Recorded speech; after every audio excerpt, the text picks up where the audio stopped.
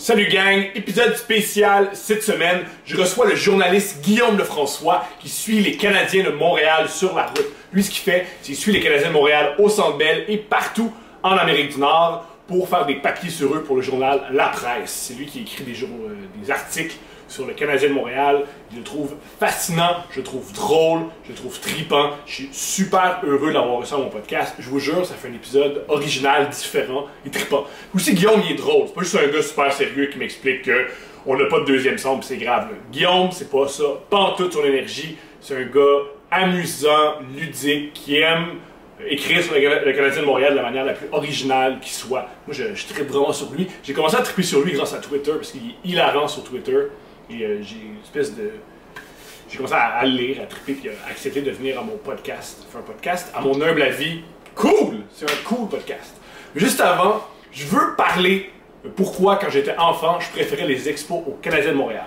Pour ceux qui connaissent sous-écoute, ils savent que le baseball, c'est vraiment, vraiment important pour moi. Ça me fait pleurer. C'est pas une joke. Et la raison, c'est, quand j'étais enfant, mon père, moi j'ai une famille monoparentale. J'ai été élevé seulement par mon père. Ma mère est décédée quand j'étais petit. Quand t'as juste un père, mon père a besoin de travailler l'été. Il ne peut pas prendre l'été en congé pour s'occuper de moi. Alors, la solution qu'il a trouvée, c'était de m'envoyer au stade olympique. Il voyait les expos de Montréal comme un camp de vacances. C'est vraiment ça qu'il fait. Il m'amenait, moi et quelques amis. À l'époque aussi, les billets, c'était quelque chose comme 15$, 10$. Vu qu'il n'y avait personne, t'achetais des billets en haut, puis tu descendais en bas, puis ça dérangeait personne. C'est là que j'ai passé mes étés quand j'étais tout petit. C'est pour ça que j'aime, une des raisons pourquoi j'aime autant les expos de Montréal. Je passais ma journée à courir, puis à crier des insultes en français à des joueurs américains ou portoricains qui ne comprenaient pas ce que je disais et je tripais ma vie. Et la raison aussi pourquoi je préférais les expos aux Canadiens, c'est que moi j'étais habitué à l'énergie des expos. J'étais habitué à triper sur une équipe qui gagnait jamais. Ce qui était cool avec les expos, c'était pas... Le but, t'allais pas au stade en disant on va gagner, t'allais au stade en disant on va s'amuser. C'était relax. On avait une mascotte complètement folle. Je veux dire, Youpi, c'est la première mascotte qui a été expulsée d'un match. Une fois, Youpi a tellement été bizarre qu'il a été expulsé d'un match contre je sais plus quelle équipe. L'arbitre a dû intervenir parce que Youpi était trop niaiseuse. C'était super amusant et ludique, les expos. C'était pas important de gagner. On se faisait ramasser par tout le monde. Puis dès qu'on avait un bon joueur, pour ceux qui connaissent un peu le baseball, on s'en rappelait, nous, ce qu'on faisait avec les expos, c'est que vu on était une équipe pauvre, on trouvait plein d'idées pour essayer de compétitionner. Une des idées qu'on avait, c'était on engageait plein de joueurs sud-américains. On était dans les premières formations au baseball à miser sur les joueurs sud-américains, en disant les autres équipes, ils disaient que c'était pas des super bons joueurs, puis nous, on avait des liens avec ces équipes-là, et on a eu des superstars grâce à ça. T'sais, Pedro Martinez, personne n'en voulait, puis nous, on l'a eu. Et aussi, ce qui était génial avec les expos, c'est qu'on aimait ça quand nos meilleurs joueurs étaient échangés à des grosses équipes. Je me souviens, je reviens à lui, quand Pedro Martinez a été échangé aux Red Sox de Boston. J'étais super content, je me suis dit, yeah! Il va jouer dans une ville qui va l'apprécier à sa juste valeur, puis il va pouvoir lancer en série, puis peut-être gagner une série mondiale. J'étais super heureux pour lui. Et c'était ça, les expos de Montréal. C'était cool d'aller voir les expos. Mettons, on se faisait ramasser par une autre équipe beaucoup plus riche que nous. Et on n'avait plus de lanceurs. Là, le troisième but lançait. Puis c'était amusant. Le troisième but lançait. C'était ludique. Et j'avais cette énergie-là. Et j'ai commencé à traîner avec des Québécois blancs qui tripaient, eux, sur le hockey. Et le hockey, c'était pas ça pantoute. Le hockey, c'était et c'est encore hyper sérieux. Le Canadien, on est censé gagner. Le hockey, c'est dans nos... On dit que c'est dans notre sang. On mérite de gagner la Coupe Stanley à chaque année, même si on a un club nul. Et ça, je trouve ça lourd. Parce que le but du sport, c'est s'oublier, c'est s'amuser. Mais avec le Canadien, il n'y a pas moyen de s'amuser. Quand on perd, on a de la peine. Puis quand on gagne, on a juste pas de peine. On n'est même pas heureux, on est satisfait. On est juste, oh non, moi, on n'est pas triste. Et ça, je trouve ça tellement fatigant. Et aussi, ce qui est cool au baseball, c'est... Tu peux aller au baseball, puis personne ne comprend, puis c'est pas grave. Tu peux juste manger un hot dog et regarder Youpi crier, faire des niaiseries, puis c'est bien correct. Tandis qu'au Canadien, tout le monde a une opinion.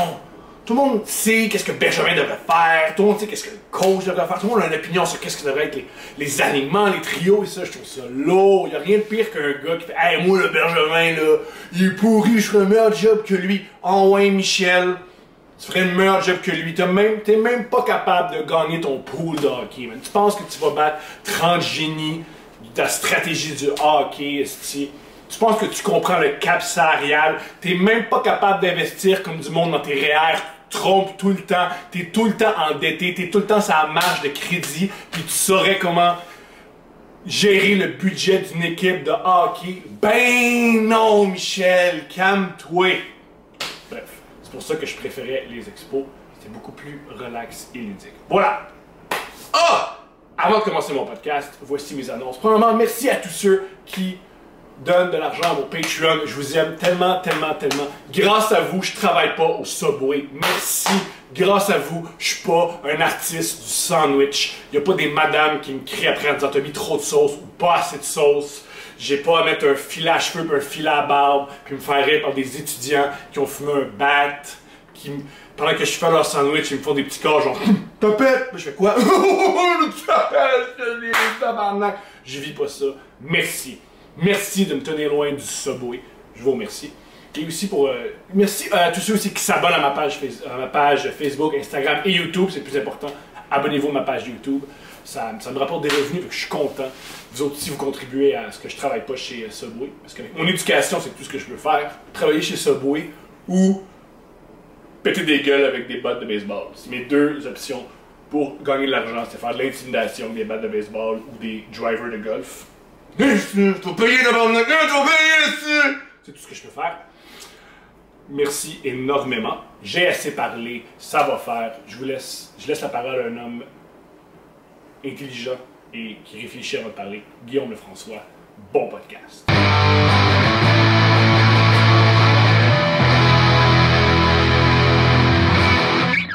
Salut Guillaume, comment vas-tu? Ça va très bien, toi? Yeah, extrêmement bien, extrêmement heureux de te recevoir. Je vais commencer de manière extrêmement rough. C'est quoi ton métier? Qu'est-ce que tu fais? Ben, mon métier, c'est journaliste sportif à la presse. Plus précisément, je suis affecté à la couverture du Canadien de Montréal. Ce qui veut dire que ça occupe pas mal 90-95% de mes journées pendant l'année. Le reste, c'est en été quand... maintenant le Canadien de Montréal. Ouais, ben c'est ça. Il y a tout le temps des trucs à gauche, à droite, mais bon, il peut y avoir des petites semaines creuses entre les différents événements où est-ce que je vais être amené à faire autre chose, mais c'est principalement de suivre le Canadien de Montréal à Montréal et à l'étranger. OK, fait que tu suis l'équipe sur la route. Ouais. Wow! Ouais. C'est comment ça, suivre l'équipe? C'est très cool, mais premièrement, suivre l'équipe, c'est important de le préciser parce que je me le fais souvent demander, mais on n'est pas dans l'avion avec dans le même avion que l'équipe parce que c'est seulement les médias diffuseurs qui ont le droit. Donc, c'est seulement Pierre Roux et Marc Denis. C'est seulement ceux qui sont essentiels à la présentation des matchs à la télévision. Donc, c'est Pierre Roux, Marc Denis, c'est Martin McGuire, Danny Dubé à radio. C'est les commentateurs anglophones aussi. Eux sont dans l'avion. Les autres journalistes, nous, on voyage commercial par nos propres moyens. Est-ce qu'à une époque, ils étaient dans le même avion, dans le même train? Oui, jusqu'en 2003, je pense, avec le Canadien. C'était dans les années de Bob Gainey que ça a changé.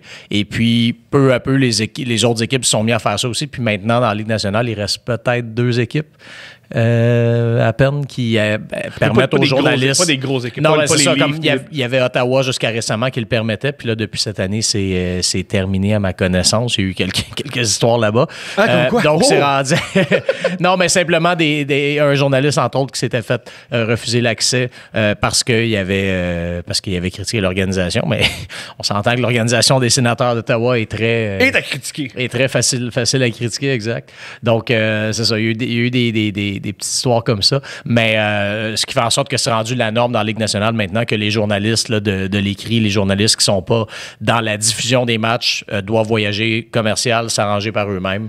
Est-ce que c'est un peu plate? C'est-à-dire que être dans l'avion, tu sens tirer des choses... Ben, c'est sûr. Ça, c'est sûr. C'est évident que l'avion donne accès. Mais en même temps... Ce qui est dans l'avion, c'est off-limits, comme on dit, tu sais. Puis d'ailleurs, c'est ça justement qui a fait en sorte à l'époque que Bob Gainey avait mis un terme à ça parce qu'il y avait une ou deux histoires qui étaient sorties dans les médias de trucs qui s'étaient passés dans l'avion. Donc c'est ça, je veux dire, tu sais, dans le fond, les équipes donnent accès à leur avion, mais s'attendent en échange à ce que ce soit une zone franche, comme on dit. Ça me fascine, ça. Qu'est-ce qui est ce qu'on appelle on the record, off the record? Qu'est-ce que tu peux... Sur quoi tu peux écrire, sur quoi tu peux pas écrire? Ouais.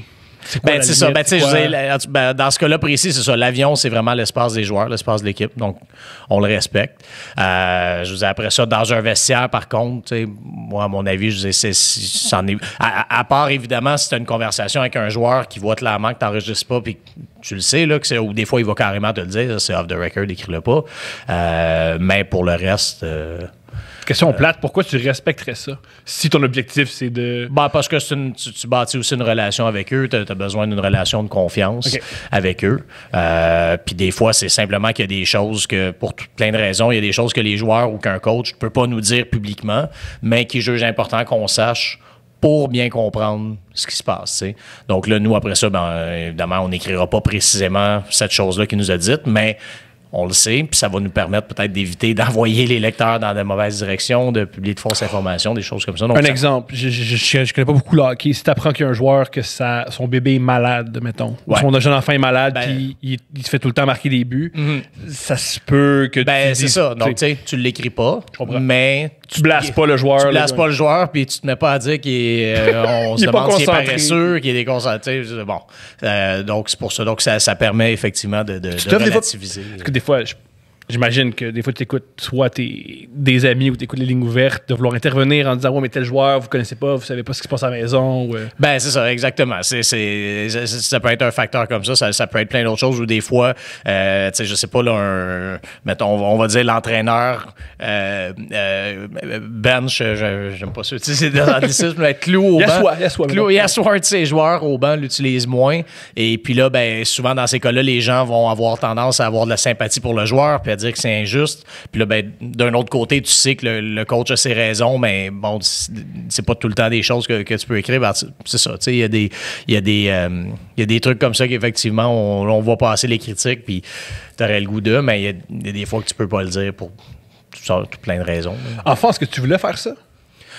Enfant, oui. OK. Je disais pas journaliste, par exemple, je disais statisticien parce que j'étais vraiment porté sur les chiffres. Encore aujourd'hui? Oui, exact, c'est ça. Ça c'est n'a pas changé. De te lire, c'est que c'est rare que tu fais des analyses de moi je pense ça ou moi je vois ça. Ouais. C'est que tu amènes des chiffres et tu fais moi les chiffres me laisse croire que... Ouais, c'est ça, exact. Donc, tu sais, quand j'étais enfant, j'apprenais par cœur tout ce qu'il y avait dans le journal à peu près. J'avais une mémoire folle pour tout plein de choses inutiles parce que c'est ça, j'imagine, les enfants. T'as pas de choses importantes à retenir. Mais c'est tellement plus fun. Tu retiens des buts, puis des passes, puis des points, puis c'est correct. Donc, c'était ça quand j'étais petit. Puis ensuite de ça, au secondaire, cégep, université, là, je pense que ça correspondait en même temps à des années plus difficiles pour le Canadien, mais j'ai arrêté de penser à ça. Et puis, je voulais être prof d'histoire, puis j'ai étudié en histoire, là, puis c'était ça le cheminement, c'était ça le but. Comment on passe de... J'étudie en histoire à... c'est ça. Donc, je suis en train de faire ma maîtrise en histoire à l'UQAM parce que je voulais enseigner au cégep. Et puis, pendant ma maîtrise, Jean-François Tremblay, mon meilleur chum, qui est maintenant rendu mon patron, c'est un vieil ami du cégep, là, du Jeff. Et puis lui a étudié en communication, travaillait à Radio-Canada, puis Radio-Canada cherchait des journalistes pour le site Internet pendant les Jeux olympiques de Turin en 2006. C'était pas pour aller à Turin, là, c'était pour rester à Montréal, puis simplement, en fait, là, c'était pas très de glamour, là. C'était le quart de travail de 6 h le soir à 2 h du matin, ce qui correspondait à la nuit, ce qui était la nuit, dans le fond, à Turin. Donc, l'idée, c'était simplement d'écrire sur tout ce qui n'était pas Jeux olympiques pour, dans le fond, garder à jour le site Internet de Radio-Canada. Donc, les nouvelles qu'il y avait de NFL, de camp d'entraînement du baseball majeur, de choses comme ça. Moi, je rentrais à 6 h le soir, puis là, j'écrivais ces nouvelles-là, je les mettais sur le site, puis... personne lisait vraiment ce que j'écrivais parce que toute l'attention était sur Turin, sur les jeux. Donc, c'était une bonne façon de commencer parce que j'ai fait... tu fais les danses. Pour vrai, j'ai fait une ou deux solides gaffes, mais que c'est Jean-François qui lisait ça 1 heure après, qui m'appelait, qui disait... T'es comme les Beatles au début en Allemagne qui font juste jouer des gigs devant 7 personnes. C'est exact. Donc, c'est ça. Donc, ça a permis d'apprendre à l'abri des regards, disons. Puis, donc, ça a commencé comme ça. Et comment tu t'es retrouvé à la presse sur le beat du Canadien? Ça a fini par durer 8 ans à Radio-Canada. Là. Ça devait être 3 semaines, ça a duré 8 ans. Okay. Donc là, à Radio-Canada, j'ai commencé à faire les Alouettes. à couvrir les Alouettes. Quelle année environ? Les années de Mark Trestman. Donc, je suis tombé sur des bonnes années dans le fond de 2007. Là, 2007 qui avait été moins bien. Ah oui, OK. Mon père avait des billets de saison, puis j'y allais. Ah oui? J'adorais aller là. C'était des belles années. Je veux dire, les Alouettes avaient... on avait un coach génial. On avait un coach niveau NFL. Un génie offensif. Ouais, c'était super. Alors, puis c'était une époque où le stade était plein, puis il y avait un engouement, puis il y avait Étienne Boulay qui était extraordinaire, qui s'est rendu dans la NFL, Étienne Boulay, Mathieu Proulx, qui étaient probablement les deux visages, les deux ambassadeurs de l'équipe, puis t'avais des joueurs comme Anthony Calvillo, puis Jamal Richardson, puis S.J. Green qui réussissaient à faire des jeux. Ces gars-là! Puis t'avais Ben Cahoon que tout le monde aimait. Donc, oui. C'était une belle époque. C'était une belle époque, puis il y avait un bel engouement autour de l'équipe. Fait que j'ai couvert de 2007 à 2011, les Alouettes. Et puis, ensuite de ça, le monde des médias étant tout petit, Jean-François Chaumont, qui est maintenant mon rival direct au Journal de Montréal, il couvrait l'équipe. Il couvrait le Canadien pour Radio-Canada, pour le site web. Et quand lui est parti au Journal de Montréal, là, moi, ça m'a permis de hériter de la couverture du Canadien pour Radio-Canada. Ce que j'ai fait donc pendant 2 ans et demi. Là, en 2000... T'as fait tes classes. Oui, j'ai gravi les échelons tranquillement. Puis là, en 2014, j'ai eu des grosses compressions à Radio-Canada. Donc, c'était le temps de regarder d'autres options. Fait que grâce à Stephen Harper, t'es à la presse. Exactement. Donc, en juin 2014, ça a commencé à la presse, là, tout de suite après le dernier grand parcours du Canadien en série, celui de justement 2014 jusqu'en finale de l'Est contre les Rangers. Donc, Price, il s'est fait rentrer dans Crider. Oui, exact. Donc, j'ai fini cette série-là à Radio-Canada, puis ensuite passé à la presse. Est-ce que, chaude du coq à l'âne, est-ce que c'est terrifiant travailler dans les... Mon chum Dave dit du coq au vin. Ah, meilleur! Meilleur! Je fais du coq au vin, là. Est-ce que c'est terrifiant de travailler dans les médias au 21e siècle quand... la presse, c'est pas comme dans les années 80 ou 90. Quand je dis la presse, c'est pas juste le journal, je parle de la presse écrite. Ouais. Comment tu te sens par rapport à ça? Par rapport à l'avenir de l'industrie, là? C'est ça. C'est sûr que... Quand le Washington Post appartient au gars d'Amazon, c'est terrifiant, là. Tu te poses la question à savoir si... est-ce que je vais encore faire ça à 65 ans? J'aimerais ça, là. C'est mon plus grand... Mon souhait numéro 1 dans la vie, là, c'est prendre ma retraite à... Peu importe ça va être quoi dans ce temps-là, 60, 65 ans. Je regarde pas mes papiers de retraite quand je les reçois, là. J'aime mieux pas. Mais prendre ma retraite à ce moment-là en tant qu'employé de la presse, à faire ce que j'aime, c'est ce que je souhaite le plus. Ce que ça va arriver, j'en ai aucune idée. Mais ce que je sais, c'est que notre industrie est rendue très imprévisible. Donc, c'est sûr que c'est difficile de voir au-delà de 3, 4, 5 ans. Mais en même temps, quand je suis rentré en 2006, on nous disait déjà « il n'y a plus beaucoup de jobs, c'est difficile, puis il y a eu des phases, puis des cycles, puis des phases pas toujours faciles. Mais là, on est en 2020. Ouais. Ça fait 14 ans que je fais ça. Mais c'est curieux parce que vous, les journalistes, c'est un métier qu'on veut toujours se débarrasser. On oublie que c'est un métier extrêmement... important. Oui, important, mais aussi difficile. On oublie qu'il y a des journalistes... Ouais. À l'extérieur de la province, à l'extérieur du pays, qui meurent. C'est un vrai phénomène. Mm-hmm. Le président des États-Unis déteste ouvertement les journalistes. Il appelle à les battre. Il appelle à les... Ça vient tranquillement dans la population aussi. Là, quand c'est comme n'importe quoi. Des fois, c'est des discours comme ça part d'en haut, ça descend vers le bas. Ou c'est simplement qu'il y en a qui voient que c'est populaire d'émettre des opinions comme ça et donc les récupèrent.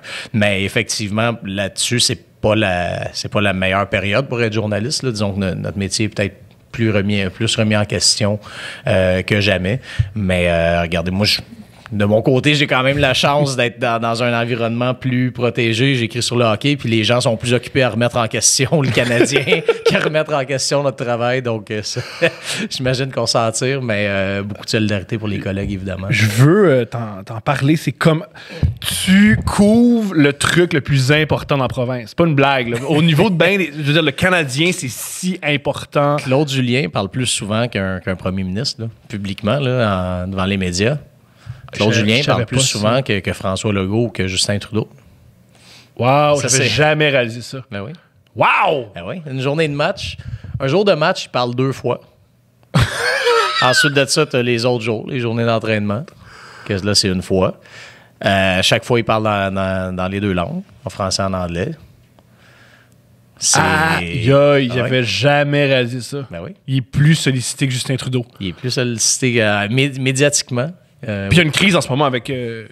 Malheureusement, je connais pas beaucoup ce qui se produit, mais ce qui se produit avec les voies ferrées qui sont bloquées. Ouais. Claude Julien doit plus expliquer s'il doit faire jouer Price ou non. Plutôt que j'avais jamais réalisé ça. Wow! OK.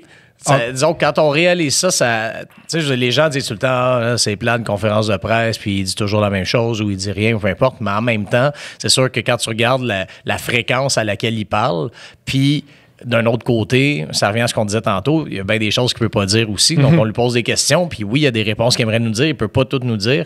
Ben là, mettre tout ça ensemble, ça fait en sorte que c'est sûr que des fois, ça peut avoir l'air répétitif de l'extérieur, un point de presse, mais il est très, très demandé. Mais ça, faut nourrir la bête, comme on dit. Puis, tu sais, quand on a 2 chaînes sportives à télé à temps plein, 2 chaînes de radio sportives aussi à Montréal, une en français, une en anglais, des médias, le Journal de Montréal, la majorité du temps, c'est le Canadien qui est en page couverture. Oui, ben c'est ça. Donc, tu sais, il faut alimenter la bête, puis c'est à quelque part, je veux dire, c'est le reflet de ce qu'on est comme société aussi. Je veux dire, les gens mangent du hockey, les gens raffolent du hockey, veulent du contenu, ben nous, on leur en donne.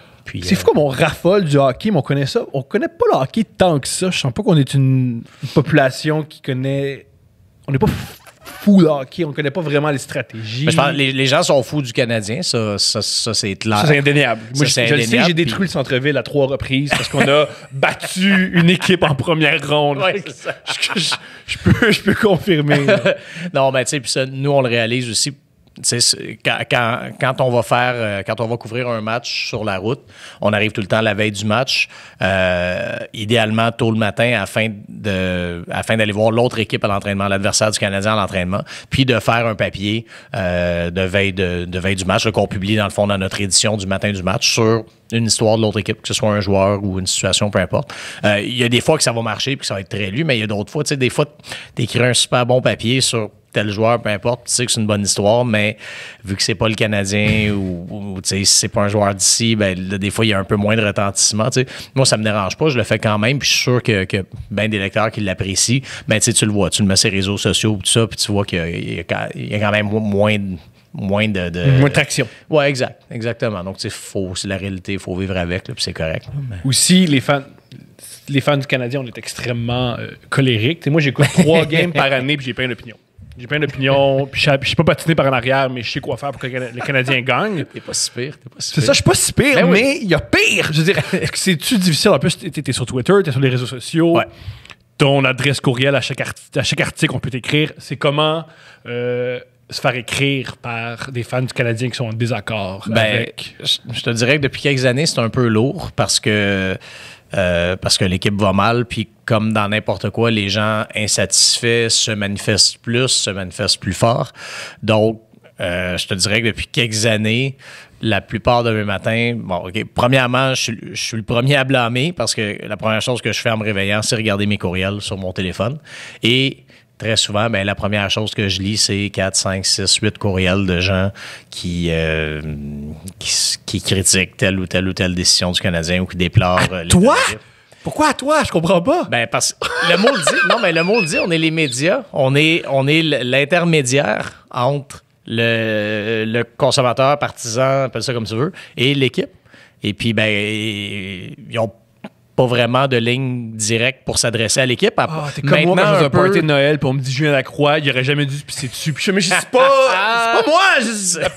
Exactement. C'est la même chose. Okay. Mais tu sais, c'est sûr que maintenant, avec les réseaux sociaux, les gens peuvent aussi s'exprimer comme ça directement. Mais bon, ça a quand même ses limites. Puis il y a quand même ce réflexe-là. Puis tu sais, les réseaux sociaux, ça date de 10-12 ans aussi. Donc, je pense qu'il y a des gens qui ont gardé les réflexes auparavant aussi. Puis c'est sûr, d'écrire aux journalistes, mais c'est pas juste négatif. Par contre, quand je dis ça, là, je dis oui, c'est lourd à lire le matin, mais une fois qu'on a passé ça, moi j'aime ça parce que ça me fait ça me fait réaliser certains trucs, des fois, des choses que je n'avais pas remarquées. Des fois, on a des gens qui nous écrivent, qui ont de l'expérience, tu sais, qui ont été dans des CA de compagnie, des choses comme ça, et qui me soulèvent des points. Tu sais, je dis, moi, un conseil d'administration, j'ai aucune idée de la dynamique là-dedans. C'est un monde qui m'est totalement étranger. Donc, des fois, j'ai des gens qui m'écrivent avec ça, qui disent, ah, ben là, Molson, avec son CA, ça m'ouvre les yeux sur des réalités que je connais pas. Puis ça, franchement, je suis très reconnaissant de ces courriels-là, de ces messages-là.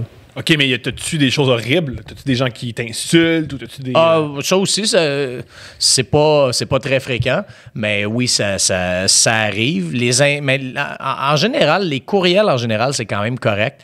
Les insultes vont plus venir sur les réseaux sociaux parce que là, c'est rapide. Là, c'est le Far West. C'est le Far West, puis... sur Twitter un peu, mais je sais, puis de ce que je vois tout le temps, je sais que c'est pire sur Facebook. Puis c'est pour ça que moi, mon Facebook, il est seulement personnel. Puis j'en ai un Facebook professionnel, mais je l'utilise. C'est que plus un réseau social devient populaire, plus il devient bizarre et violent. Ben disons... Comme en ce moment, le réseau social le moins grave, c'est TikTok, parce qu'il y a juste des jeunes qui font des petites vidéos avec de la musique. Ça, c'est difficile de chicaner avec ça. Ouais, non, ben c'est ça, oui. Puis c'est parce que aussi, c'est sûr que plus il y a des gens, ben là, plus tu vas chercher, j'imagine, les extrêmes aussi. Puis c'est malheureusement souvent ces extrêmes-là qu'on voit le plus. Et tu vas chercher les gens pas bons avec leur ordinateur. Donc pas bons avec le français, puis pas bons avec comprendre que tu peux pas juste insulter quelqu'un. Ouais, non, t'as exact ça aussi. Mais c'est ça. Donc, disons qu'en allant pas sur Facebook de façon professionnelle, je m'évite quand même une partie de ça. Je pense que sur Twitter est quand même un peu plus civilisé que Facebook en général. Ça n'empêche pas qu'il y a des dérapages. Est-ce que tu bloques? Oui. Dès qu'il est bizarre, tu bloques? Non, pas bizarre, non. Je bloque. J'ai deux règles, dans le fond. Là. Je bloque si c'est une insulte. Là, vraiment, si on m'insulte personnellement, je bloque. Et puis, j'ai commencé dernièrement à bloquer quand la personne, quand il y a des sacres. Tu vas me bloquer vite. Non, mais pas des sacs. Moi, je t'écris pas à toi, je les écris à tout le monde. Non, mais c'est la différence. Oui, c'est ça. Non, puis ça dépend du contexte, puis tout ça, c'est correct. Mais un sac, tu sais, parce que. T'as un crise de niochon, tu fais baisser la dernière fois que tu me touches. Ben, tu sais, il y en a un, tu sais, un moment donné, je fais mes quiz avant chaque match, là, tout le temps, puis là, il y en a un qui répond juste, on s'en calisse. C'est pas une insulte à moi. C'est ça, mais tu sais, auparavant, dans mon ancienne politique, je l'aurais pas bloqué, parce que je me disais, OK, il a le droit, il m'insulte pas. Mais avec le temps, j'en suis venu à trouver ça. Agressant. Même si c'est pas sous une forme d'insulte, là. Tu sais, puis je compare ça, là. On va dire, mettons, tu travailles dans une caisse populaire. Tu fais des conseillers financiers, tu fais des hypothèques, peu importe. Puis là, la personne arrive dans ton bureau. Puis la première chose qu'elle te dit, tu l'as jamais rencontré. Ah, les calices de taux, ça n'a pas de bon sens, les crises de taux. C'est agressant. Là. Tu sais, t'es dans ton milieu de travail, tu fais tes choses, t'es pas à taverne, t'es pas avec tes chums, on peut-tu avoir une conversation normale? Puis c'est ça que j'en suis venu à réaliser. Puis je disais, moi, dans un sens, les Twitter, c'est une partie de mon lieu de travail. Là. C'est une grosse partie de mon lieu de travail. Donc, tu sais, tu débarques comme ça là, chez quelqu'un dans un autre contexte, ça passerait pas. Pourquoi ça passe sur les réseaux sociaux? Pourquoi ça passe sur Twitter? Donc, ça, j'en suis venu. Puis je l'ai ajouté dans ma biographie sur Twitter il y a 2-3 semaines. J'ai ajouté sacre ou insulte. Je te bloque. Excellent. C'est ça. C'est pas plus compliqué que ça. Je veux dire, faut apprendre une certaine. T'as pas besoin de quand même. T'as pas besoin. Ben, c'est ça, exactement. On n'en a pas besoin, tu sais. Mais je le répète, c'est une minorité de personnes, puis de façon générale, les échanges sont courtois, intelligents et respectueux, et j'ai aucun problème. Mais je pense que c'est important d'écarter ces extrêmes-là, puis pour justement garder un niveau de conversation convenable. Yeah! Est-ce que tu aimes encore le Canadien, le hockey, ou tu as une espèce d'écœur en titre parce que c'est tellement dans ta vie que c'est plus du divertissement? J'aime encore autant le hockey, oui, absolument. Puis peut-être même plus parce que j'en découvre plein d'autres facettes. Mais le Canadien, le lien d'affection est parti à peu près instantanément quand je me suis mis à couvrir l'équipe, vraiment. Non, mais puis je dis pas, c'est vraiment par confiance. En fait, au début, c'est sûr que c'est peut-être plus forcé parce que tu le fais par conscience professionnelle parce que c'est important de couper ce lien-là. Mais avec le temps, c'est devenu ton travail là, carrément. Puis, donc là, j'ai pas de problème. C'est sûr, par contre, que je trouve que ça travaille mieux quand l'équipe va bien parce que il y a moins de lourdeur, justement, là, autant avec les joueurs qu'avec le public, avec c'est un réel impact. Oui, je pense que oui. Je pense que oui, puis je le réalise plus que jamais maintenant que ça va faire 3 années de suite qu'ils vont rater les séries, 4 années sur 5. Ça fait 5 ans qu'ils n'ont pas gagné une série éliminatoire.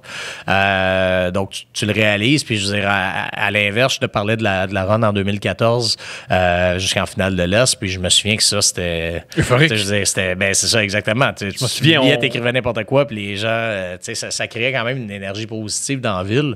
Puis, je pense que c'est bien que les gens vivent ça, puis on le revoit avec l'Impact, quand l'Impact s'était rendu en demi-finale de la MLS ou fait des longs parcours en Ligue des champions de la CONCACAF, mais même chose, ça créait un engouement, un buzz, puis ça aussi, en tant que journaliste, c'est le fun de vivre ça, puis d'aider les gens à parce que tu es le lien entre l'équipe et le public. Ben oui, exact. Donc, tu sais, ça fait des bonnes histoires. Puis, Est-ce que c'est difficile, ou pire, répond pas, là, quand tu sais qu'un joueur vénéré, dans la vie de tous les jours, c'est une ordure? C'est difficile à gérer, ça. Oh mon Dieu, tout le monde le vénère, mais quel être ignoble. Ouais, ben, tu sais, je veux dire, difficile. C'est pas difficile, non.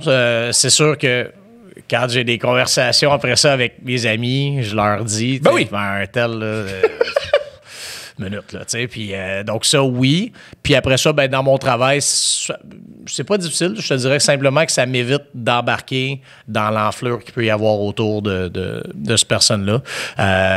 Fait que, tu sais, parce que pour moi, c'est des personnages. Toi, pour toi, c'est des hommes. Ouais, ben, c'est ça, exactement. Pour le reste, par contre, il faut aussi faire attention de notre côté. Je veux dire, on va dire justement qu'un joueur est... Si un joueur est populaire, est aimé par toute la ville, il y a une raison. Que ce soit par ses performances sur la glace, par sa personnalité, par peu importe. Il y a des raisons pour lesquelles il est populaire.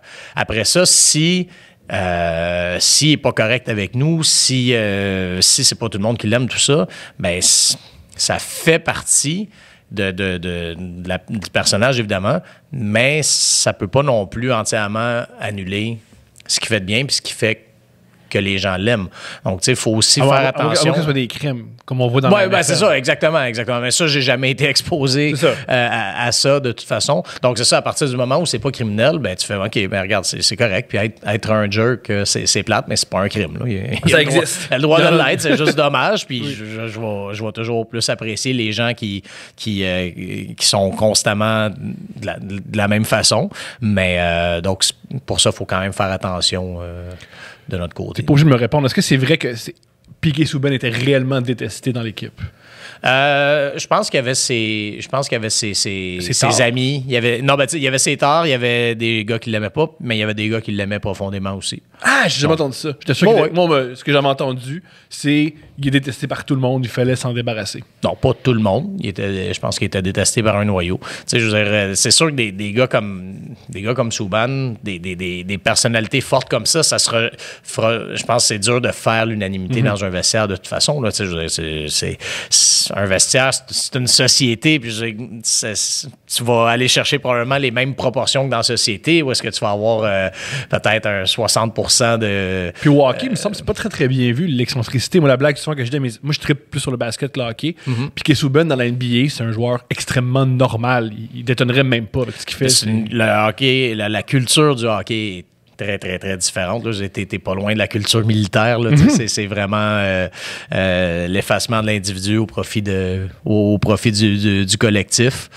Donc, c'est sûr que des joueurs qui ont autant d'initiatives individuelles comme ça, c'est sûr que oui, ça passera pas autant auprès de certaines personnes. Donc, oui, probablement en partie à cause de ça, il n'était pas aimé de tous, mais il y avait quand même ses alliés dans ce vestiaire-là. Il y avait des joueurs qui l'aimaient. Mais est-ce que tu t'entendais bien avec lui? Est-ce qu'il était cool avec vous autres, les journalistes? Ça dépendait des jours. Il était... c'était pas constant, je dirais. Les journées qui étaient en forme, les journées qui étaient en forme, puis il nous donnait, on le savait, là, on le voyait dans la façon qu'il était. Tu tendais l'enregistreur, c'est arrivé avec le calepin, puis tu savais que tu ressortais de là avec une histoire. C'est arrivé pour 2-3 articles que j'ai eu affaire individuellement avec lui, puis qui avait été super correct aussi. Donc, il y a eu ces fois-là, mais il y a d'autres journées en même temps que c'était plus difficile, ou des journées carrément, là, des fois, tu le voyais, là, où est-ce que ça aussi, tu le voyais dans sa face, mais il faisait juste parler pendant 8 minutes, mais tu savais très bien qu'il n'y a rien qui ressortait de là, parce que là, ces journées-là, il sortait la cassette. Donc, c'est ça. Donc, c'était très dur à... C'était dur de savoir à quoi s'attendre, c'est ça. Parce que, ouais, des journées bonnes, des journées moins bonnes, des journées moyennes. Tandis que d'autres joueurs, il y a d'autres joueurs que c'est plus constant. Les Finlandais, en général, tu sais que tu n'auras pas grand-chose, mais c'est constant. C'est vrai? Puis, ouais, souvent, ouais, les Finlandais, pas tous, là, mais je te dirais que ceux qu'on a connus chez les Canadiens dans les dernières années. Ça a même pas appris le français, alors. mais Sakou, vous, t'es bon avec les médias quand même. Ça, lui, on va le donner. Non, moi, je parle plus du groupe actuel, là, de Lekonen, Armia. C'est pas nécessairement c'est pas des grands livres ouverts, disons, mais tu sais, des fois, les cuisiner un peu, il y a moyen là, d'arriver à quelque chose, mais c'est pas des grands livres ouverts. Kotkaniemi, par contre, je pense que lui va être bon pour les médias. Il a quand même de la personnalité. Puis, moi, tout ce que je vois, c'est les images. Il a l'air content d'être filmé, il sourit. Oui, ben, c'est ça, exact. Je pense quand il va trouver ses aises dans la Ligue nationale à Montréal, je pense qu'il va être un bon intervenant dans le vestiaire quand même. Là, puis il a une personnalité. Il y a une personnalité qui ressort un peu, qui va être le fun, je pense, pour les médias. Là. Penses-tu qu'un jour, bientôt, on va avoir un bon club où on n'a pas une bonne équipe ni une bonne organisation, puis on est mieux de s'habituer à pas faire les séries puis à triper sur l'impact? La question de participer aux séries, c'est sûr que ça va dépendre aussi de l'évolution de la division. T'sais, on attend Toronto super fort depuis des années, puis ça prend du temps à décoller. Si ça finit par décoller, dans le système des séries maintenant, tu as juste 3 places dans chaque division qui sont assurées. Là, donc, il suffit que tu aies 2-3 équipes qui piquent au bon moment, comme Toronto et comme Boston et Tampa en ce moment. Ça se remplit vite. C'est vraiment très dur à prévoir parce qu'il y a tellement de jeunes, puis le développement de ces jeunes-là est tellement dur à prédire. C'est fou qu'ils doivent repêcher des gars de 18 ans. Ouais. C'est tellement absurde. Ouais. Dans la NFL, au moins, ils repêchent des hommes. C'est ça, exact. Tu sais de quoi avoir l'air ton joueur. C'est ça, à 18 ans, t'as aucune idée. C'est vraiment... Quand ils disent il faut que... Je pense que c'est Kotkaniemi, sa critique, s'il doit prendre du muscle. Est-ce qu'il peut prendre du muscle? C'est pas tout le monde qui peut prendre 35 livres de masse musculaire. Exact. Puis si tu le fais, oui, mais si tu fais-le pas en un an, là. Fais-le pas en un été parce que... C'est pas intelligent, c'est pas intelligent. Les corps de ces joueurs-là, c'est des machines où les gars sont en synchronisme parfait avec leur corps. Si tu ajoutes 15-20 livres comme ça en quelques mois, c'est sûr que le gars ne sera pas à son aise. Il est habitué, il connaît son corps, tout ça. Puis là, tu le mets dans un nouveau corps complètement. Tu sais. Mais c'est ça. Donc, à cause de la quantité de jeunes qui sont là et qui arrivent dans l'organisation, c'est très, très dur à prévoir. Je pense que ce qui peut les aider, je sais qu'il ne faut pas mettre tant d'importance que ça sur un gardien, mais quand tu n'as pas de gardien, par contre, tu t'en rends compte. Puis de ce côté-là, le Canadien est en de bonnes mains avec Caden Primo, qui, je pense, va bien se développer quand même.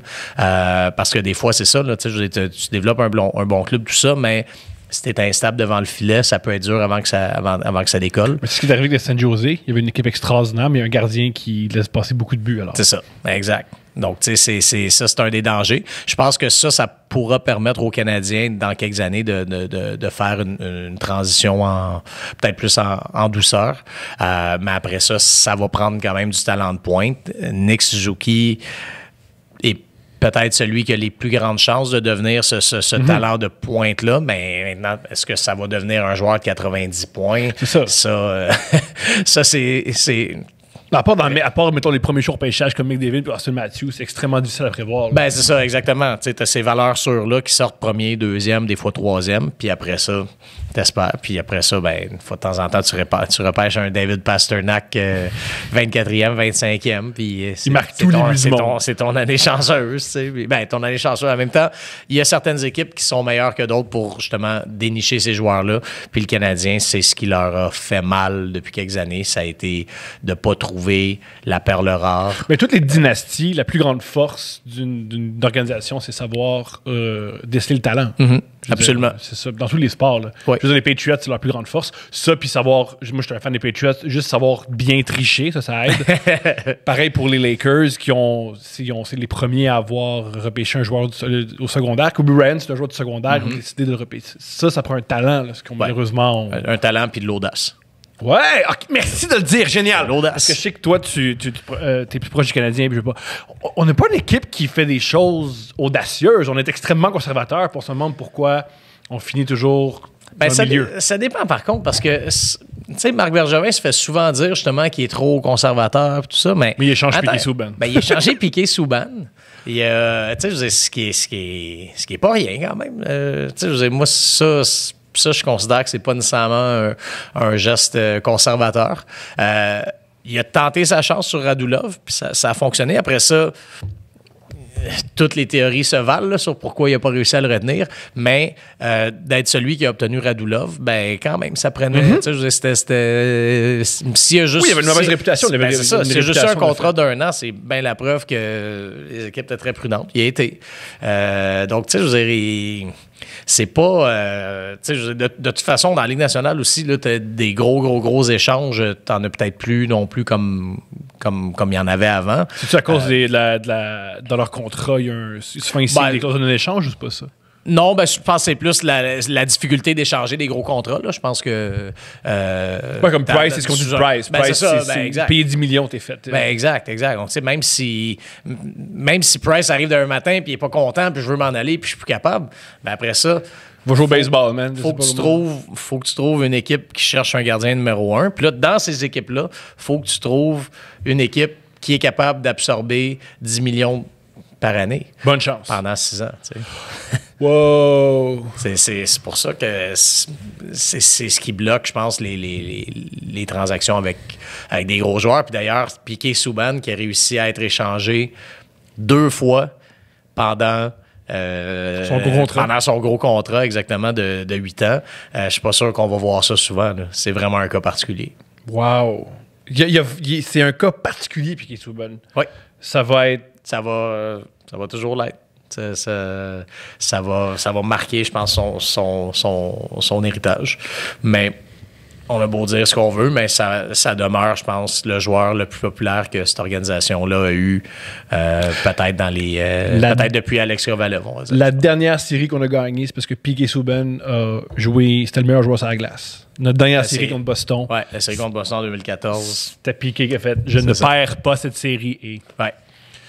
Mais malheureusement, tu peux pas garder un joueur parce qu'il y a 4 ans, il était bien bon. Aïe, aïe. Ça fait 6 ans même. Ça fait 6 ans! Le temps vole, comme ils disent. Est-ce que selon moi, la Ligue nationale, c'est une bonne ligue, mais pourrait tellement plus être exceptionnelle?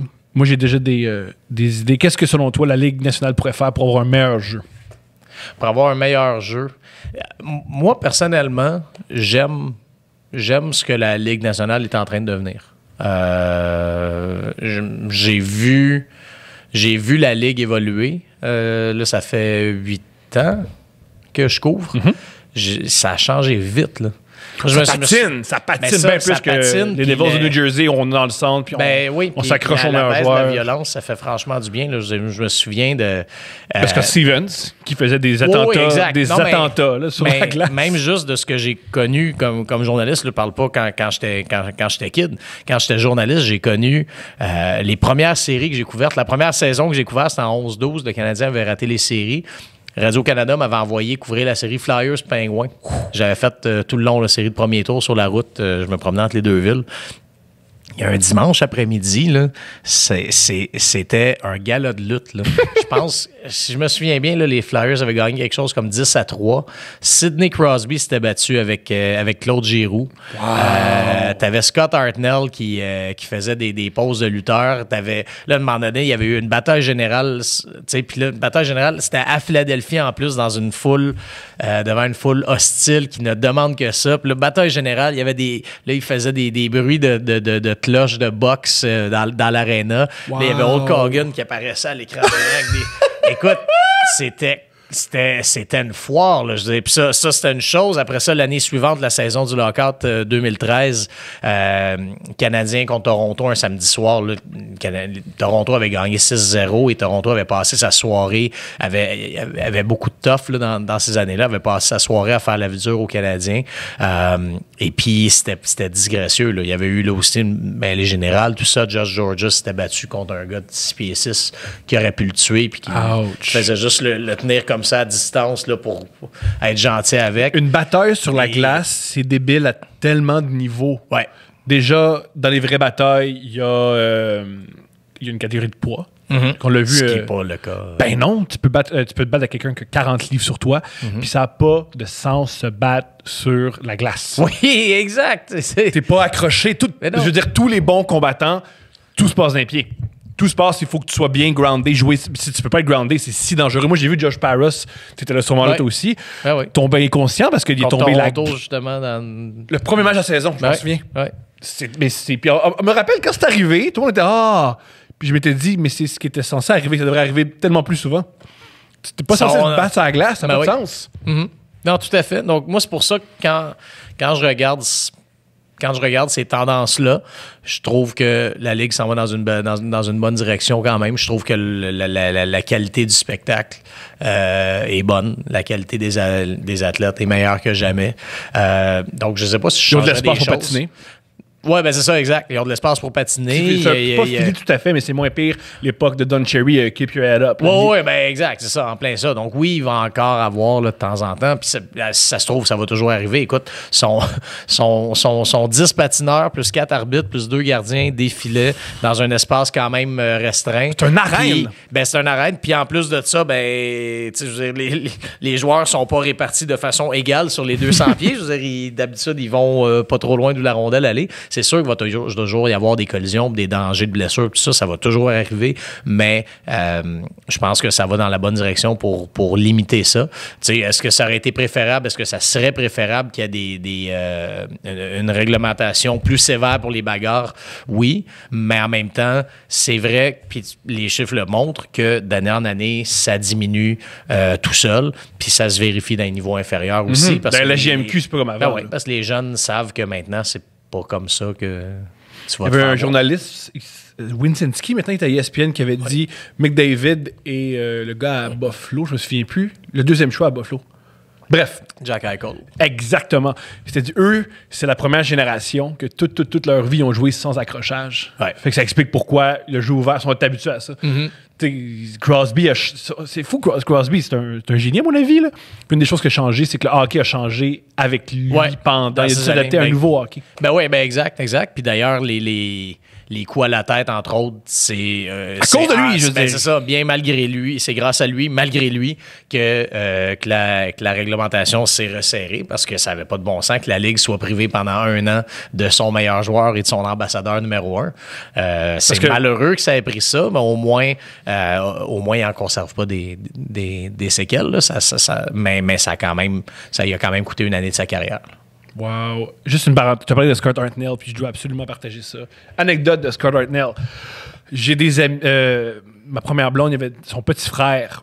Leur ami, une fille, travaillait dans une espèce de bar, puis elle était hôtesse. Et Scott Hartnell la trouvait cute. Fait qu'il a donné son numéro de téléphone. Ah! Donc, si je veux le numéro de Scott Hartnell, tu peux me l'avoir. Mais c'est ce qui s'est produit. Yeah. C'est. Dès qu'on montrait ça aux gars, eux, c'est des anti-Ottawa. Ils étaient pour Ottawa, je sais plus quoi. Bref, ils n'aimaient pas les Flyers. Qui aime les Flyers? Même les Flyers n'aiment pas les Flyers. Ils ont pris le numéro à Scott Hartnell, puis ils l'insultaient, puis ils répondaient. Je trouve ça dit tout de Scott Hartnell. Wow. Répondre à des kids de 15 ans à Ottawa qui lui disent « You suck! No, you suck! I got millions in the bank! » C'est extraordinaire. Il est parfait. Il est extraordinaire. Il ne se laisse pas écœurer par des petits kids de 15 ans qui travaillent au Canadian Tire. Non. Gros respect pour Scott Hartnell.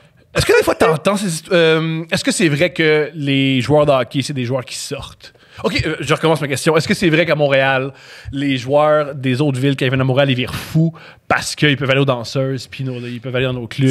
C'est dur à dire, mais honnêtement, j'ai de la misère à croire que ça joue autant qu'avant parce que... Je joue au basket, à Miami, ça joue. Ah ouais? je pense que c'est South Beach. L'effet South Beach, c'est. Mais justement, c'est pour ça que je pense pas que Montréal soit rendu si unique que ça, parce que maintenant, il y a des équipes à Vegas, à Nashville. Tu vas jouer à New York. Si des joueurs. Si des jeunes millionnaires veulent sortir puis faire les fous, je pense qu'à New York, tu peux le faire. Puis en plus, c'est encore mieux qu'à Montréal, parce que tu peux le faire, personne ne va te reconnaître. À Montréal, je veux dire...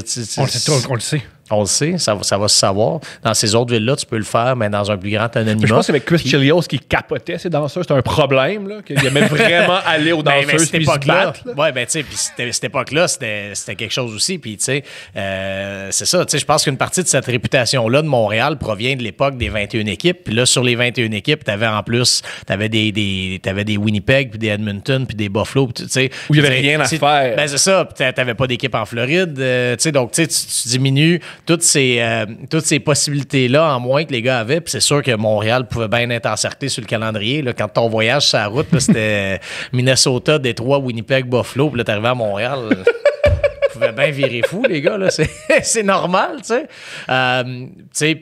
Donc oui, mais maintenant, les joueurs ont tellement d'autres options. Pour vrai, je pense que les joueurs vont beaucoup plus cibler Vegas sur leur calendrier que Montréal. Et on les reconnaît pas. Parce qu'à Vegas, il y a des joueurs de soccer, il y a des joueurs de... Ils sont un parmi d'autres. Ben oui. Il y a des DJ. Il y a tout, t'sais. Ben, tu sais, regarde, je suis sûr qu'il y en a quand même qui se pètent la face à Montréal. Là. J'ai pas de misère à le croire. Est-ce qu'il y a des anciens qui sont plus que Canadiens qui avaient la réputation de ils pouvaient pas vivre le nightlife montréalais, ils viraient fous? Moi, ouais, ça, c'est un peu dur à dire pour moi, parce que j'ai pas connu l'époque folle, mais dans les dernières années, peut-être eu 3-4 cas là, comme ça qu'on entendait, mais rien qui nous est apparu tant que ça problématique, ou du moins rien de spécifique à Montréal. Sinon, tu sais, des gars t'entendaient des histoires, mais tu sais, OK, mais bon, c'est pas à cause de Montréal. Là. Ils vont avoir le même problème dans une autre ville, là, peu importe où. Est-ce que les joueurs de. Il me semble que les joueurs de hockey sont pas vraiment testés. C'est pas comme dans la NFL ou dans les sports de combat sont testés. Est-ce qu'il y a des problèmes de drogue selon toi dans la Ligue nationale? Ben, ça a été reconnu. Là, je veux dire, Bill Daly, même il y a quelques années, il l'avait dit publiquement qu'il y avait un problème, qu'il y avait une problématique qui existait. Des stéroïdes ou pour avoir de la drogue pour Non, des drogues récréatives. OK. Drogues récréatives, donc ça.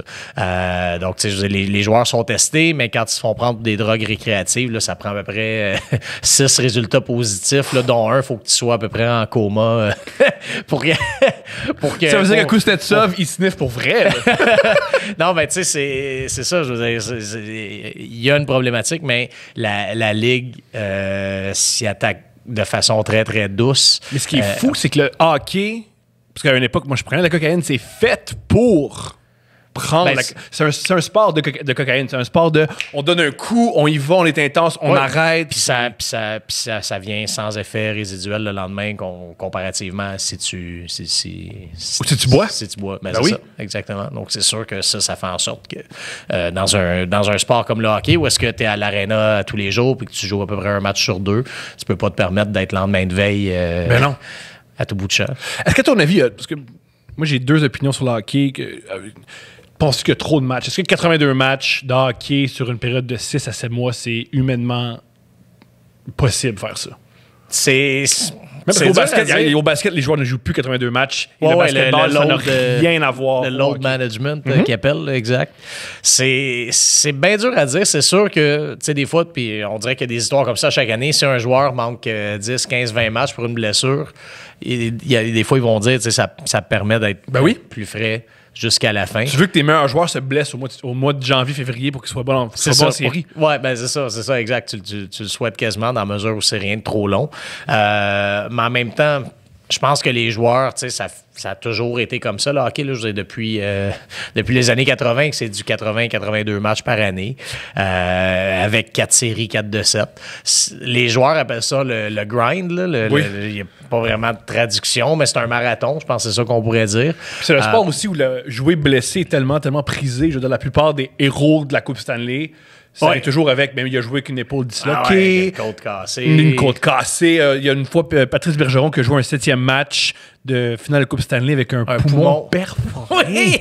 T'es pas censé faire un sport de contact avec un poumon être à perforé. l'hôpital pour ça, pas à l'aréna. C'est complètement fou. Mais moi, j'ai pas de problème avec la durée. LeBron James, du des fois, il y a des calendrier. crampes, il fait comme, ouais, j'ai des crampes, excusez les gars, puis on fait, OK. Ouais, mais c'est une autre culture. Wow! C'est juste une autre culture. Mais au bout du compte, le hockey demeure bon à l'année. T'arrives en série, puis les 4 rondes, c'est du bon hockey. Je trouve au basket, donc, c'est meilleur depuis qu'ils prennent des pauses.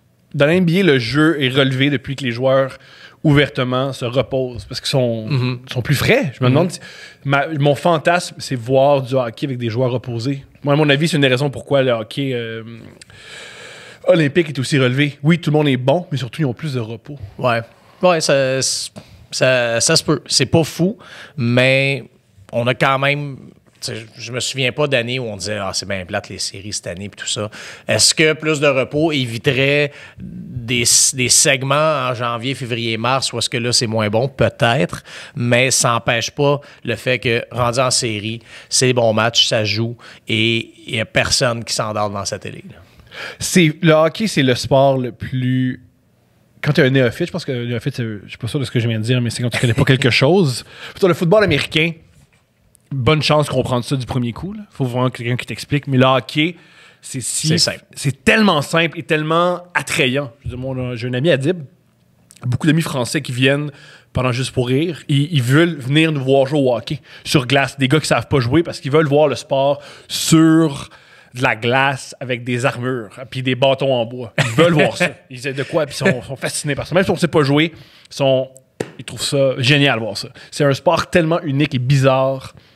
Ben, je vais toujours me rappeler, c'est Mike Condon, l'ancien gardien du Canadien, qui disait tout le temps, tu sais, on est 10 gars sur la glace, on patine sur des lames d'à peu près 1,5 centimètre de large, coupantes comme ça se peut pas, sur une surface dure, à se tirer une rondelle dure comme de la roche avec des bâtons en bois. C'est fou, là. Il dit, c'est sûr qu'il y a des blessures dans un contexte comme ça.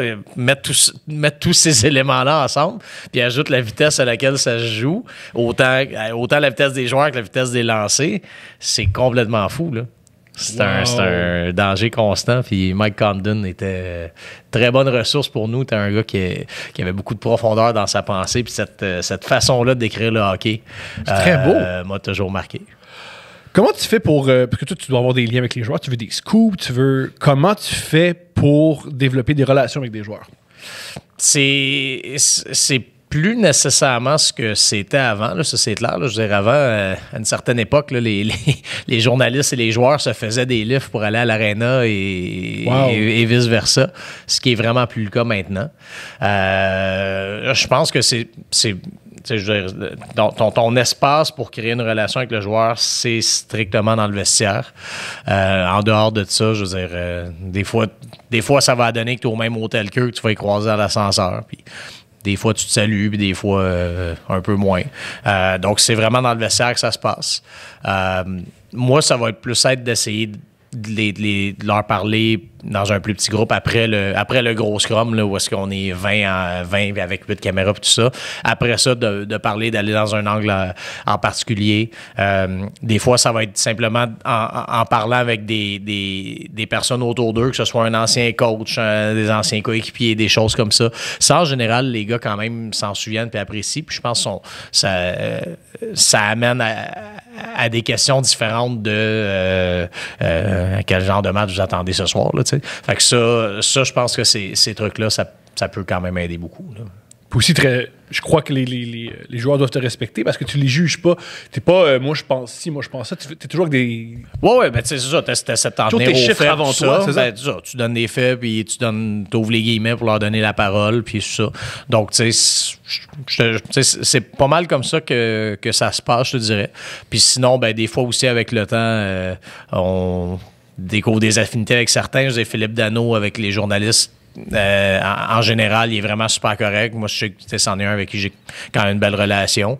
Puis là, ben, depuis quelques mois, je suis très content parce que Dale Weiss a été rappelé. Dale Weiss, c'en est un qui est très gentil aussi. Et Dale Weiss, c'est un grand fan de lutte. C'est vrai? Ouais. Donc, on parle de lutte des fois, puis c'est... OK, surtout là-dedans, t'as une passion qui, à mes yeux, est très particulière, mais que tous les humoristes trouvent ça normal. Tu capotes sur la lutte. D'où ça sort? D'où ça vient? Ben, premièrement... Pas la lutte gréco-romaine, la lutte Hulk Hogan, je suis tout nu. La lutte professionnelle. La lutte. Ben, c'est ça le terme, en plus. C'est vraiment ça le mot, professionnel. La première chose que je précise, j'aime la lutte comme... Tu précises que tu sais que c'est pas vrai. Oui. Non, mais j'aime ce que c'est comme forme de divertissement.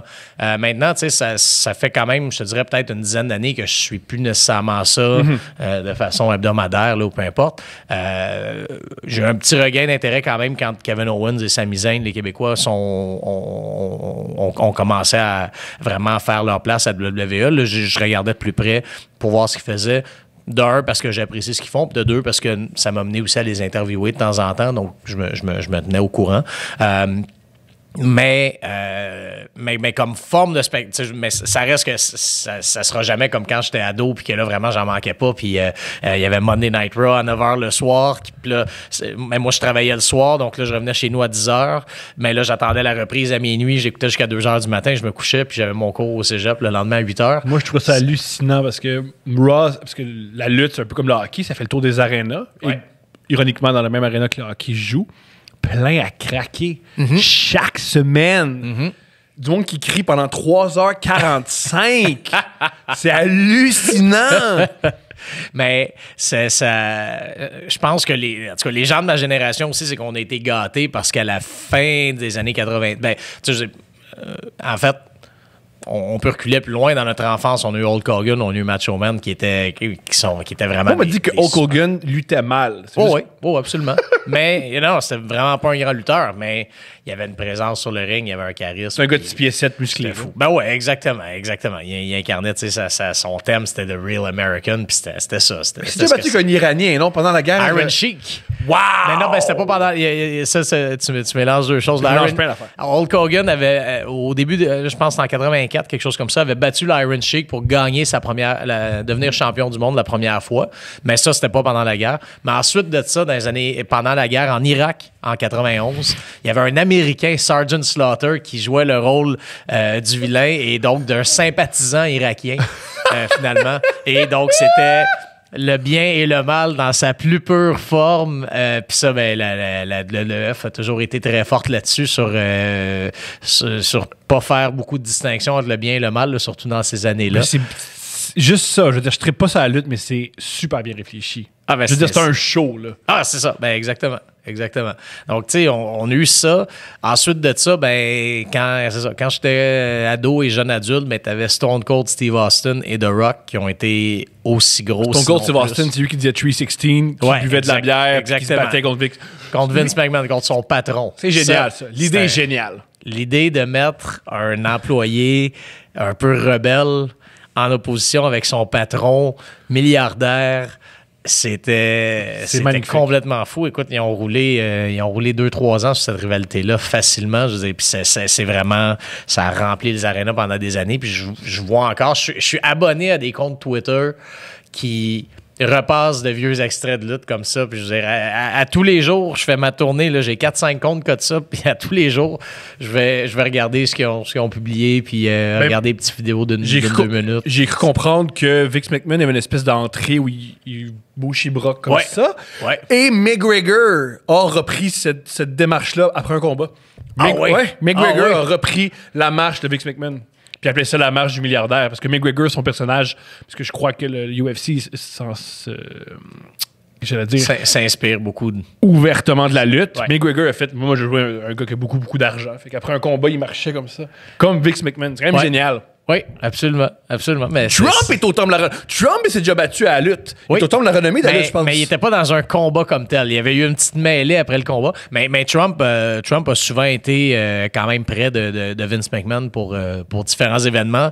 On l'oublie, mais à la fin des années 80, il y a eu 2 WrestleMania de suite. WrestleMania, c'est le Super Bowl de la lutte. Le Super Bowl de la lutte, c'est une fois par année. 2 années de suite, le 4 et le 5, ça a eu lieu à Trump Plaza, à Atlantic City, donc dans son hôtel, casino, salle de spectacle, tout ça. Il y a avec peu Donald de gens Trump qui comprend l'Amérique du centre profonde comme Trump.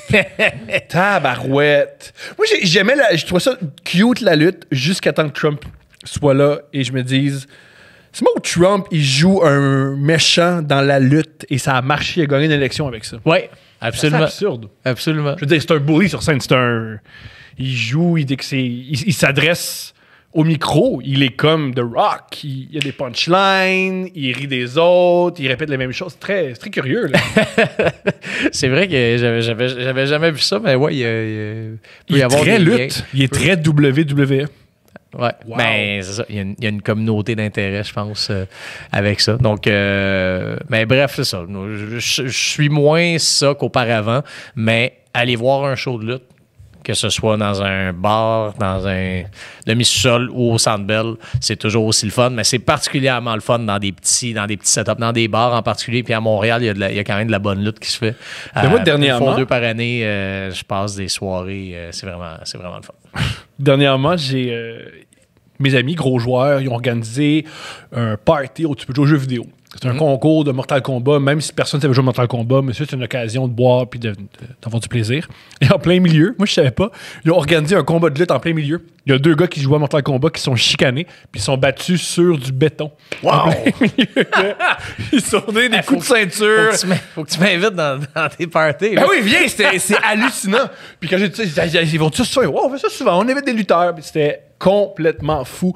Et j'ai trouvé ça formidable, là, à quel point ils se sont donnés. Ils ont fait des prises sur le béton. Ça, faut leur donner en tabarouette. Ah, c'est pas sécuritaire? Zéro, mais si t'aimes la sécurité, ne va pas en lutte. Exact. Kevin Owens, je le connais pas. Parle-moi, lui, le Québécois qui s'est retrouvé... Un très chic type. Ah Kevin ouais, Owens, Kevin Steen, de son vrai nom, de Marieville. Vraiment un gentil bonhomme. Moi, c'est très drôle. La première fois que je l'ai rencontré, c'était en 2006. Je pense. 2006. Ouais, 2006. Avec 7 chums, on est descendu à New York. Il y avait un gala de lutte là-bas, One Night Stand, gala de lutte de la WWE. Qui se faisait dans le Hammerstein Ballroom, qui est une petite salle à New York de peut-être 2-3 000. C'est vraiment un show super. Là. C'est un show intime, disons, dans les proportions de la WWE. Tu sais que c'est populaire quand 3000 personnes, c'est une petite salle. Oui, exact. Mais c'était plein à craquer, puis c'est une ambiance folle. Et Kevin Owens était dans les 8. Donc moi, j'étais pas en... C'était Kevin Steen, là, dans ce temps-là. J'étais pas dans la même auto que lui, mais on était les 8 ensemble, puis je pense que c'est ma plus vieille photo sur Facebook, c'est ça, c'est les 8 gars ensemble. Donc, il y avait lui, puis il y avait Patrick Laprade, qui est maintenant descripteur de lutte à TVA Sport, qui est un peu l'historien de la lutte au Québec, exact. Donc, lui aussi était là. Il y avait un documentaire sur André le Géant, ouais. Puis il apparaît, il était HBO, puis il donne son opinion. Oui, il a joué un très gros rôle dans ce documentaire-là. Puis, en fait, le mois prochain, il va sortir la biographie d'André le Géant, qui va sortir en français au Québec chez Urtubise. Si vous voulez vous amuser, gang, lisez les histoires de brosses d'André le Géant, ça n'a pas de chance. Il buvait comme... C'est un homme qui vivait de... Ça que en fait, j'ai le PDF de la biographie sur mon laptop, là, donc je vais la commencer bientôt, mais je m'attends... je m'attends à une bonne partie d'histoire de brosse d'André le Géant. Ben oui, c'est ce qu'il a... C'est ce qu'il fait...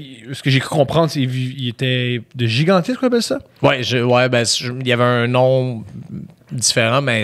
Il avait mal, ça lui faisait mal tout le temps. Fait que pour vivre son mal, il buvait des quantités effroyable d'alcool. Ouais, pour lui, une 15 à 24, ça le buzzait pas. Là. Ben oui, puis il était capable. Puis dans les histoires de brosse, puis même, il y a quelqu'un, je pense que c'est sur Twitter, quelqu'un m'a écrit puis qui m'expliquait qu'il avait passé une soirée dans un bar à Québec. Là, une fois, André Géant était venu participer à un gala au Colisée, puis après ça, il sortait d'un bar, puis là, ben lui, il avait passé la soirée dans l'entourage d'André Géant, puis il disait qu'il y avait un gars dans le bar qui voulait essayer André Géant parce qu'il disait que la lutte, c'est fake.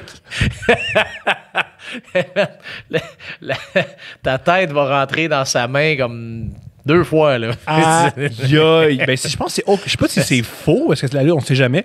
Hulk Hogan, parce qu'une fois, Hulk Hogan et lui se sont battus. Ouais, WrestleMania 3. D'accord. Et il semblerait que c'était Hulk Hogan qui était censé gagner, mais Hulk Hogan a toujours dit « Mais s'il veut pas, je fais. » Il ne savait pas. Et d'un coup, André le Géant, il décide « Je m'en fous de ce qui est écrit, moi je te fais mal. » C'est une vraie peur qu'il avait. Ben, c'est qu'il y a ces gars-là qui ont cette capacité-là que s'ils se mettent à ne pas coopérer, ils peuvent faire ce qu'ils veulent, tu sais. Il y a un combat classique dans les années 90 entre Bill Goldberg, qui était la grande vedette de la WCW. Il est revenu, là. Qui était poussé, qui est revenu récemment, exactement. Sa prise, c'était... Il plaquait, là. Ouais, ben ça, il y avait deux. Ben, il plaquait parce que c'est un ancien joueur de la NFL, donc il y avait une de ses prises, c'était ça, c'était un genre de plaqué, puis sinon il faisait une souplesse, là, le jackhammer. Donc bref, lui, il était poussé comme vraiment la grande vedette, puis il y avait une séquence, là, quelque chose comme 150 victoires de suite, une affaire folle.